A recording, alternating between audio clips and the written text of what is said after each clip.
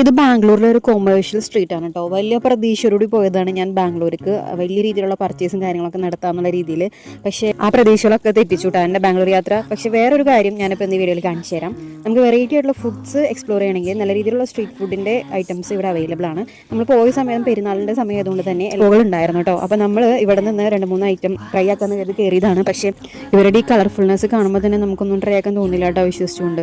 അങ്ങനെ നോക്കി നമ്മൾ ഒരു ഐറ്റം ട്രൈ ആക്കി വേണോ വേണ്ടോ എന്നുള്ള ഒരു ആശയക്കുഴപ്പത്തിലായിരുന്നു. ഇതാണ് സാധനം കേട്ടോ. ചോദിച്ചപ്പോൾ പറഞ്ഞത് ഒട്ടകത്തിൻ്റെ ഇറച്ചി എന്നാണ്. ഇതിൽ റബ്ബറി ആയിട്ടുള്ള എന്നാൽ ചിക്കൻ്റെയോ മട്ടൻ്റെയോ ഒരു സോഫ്റ്റ്നെസ്സോ കാര്യങ്ങളൊന്നും ഇല്ലാത്തൊരു ടൈപ്പ് ഇറച്ചിയാണിത്. അതുകൊണ്ട് തന്നെ ഒരു വളരെ സ്ലൈസ് ആയിട്ടാണ് അത് നുറുക്കിയെടുത്തേക്കുന്നത് കേട്ടോ. അപ്പോൾ ഞാൻ ജസ്റ്റ് ഒന്ന് തുള്ളി കഴിച്ച് നോക്കി, കുഴപ്പമില്ല, പ്രത്യേകിച്ച് ഒരു ടേസ്റ്റ് ഒന്നും പറയാനില്ല. ഒരു നോർമൽ നമ്മുടെ ചിക്കൻ്റെയോ മട്ടൻ്റെയോ ബീഫിൻ്റെയോ ഒന്നും ടേസ്റ്റ് അല്ല കേട്ടോ. അതിന് വേറൊരു ഡിഫറെൻറ്റ് കൈൻഡ് ഓഫ് ടേസ്റ്റ് ആണ്. ഇതിനൊന്നും വലിയ വാവ് ഫാക്ടർ ഒന്നും ഇല്ല കേട്ടോ. നമ്മുടെ നാട്ടിലെ ഫുഡിൻ്റെ അത്ര ഒന്നും ഇവിടുത്തെ ഫുഡുകൾ എനിക്ക് ടേസ്റ്റ് ഒന്നും തോന്നിയിട്ടൊന്നുമില്ല.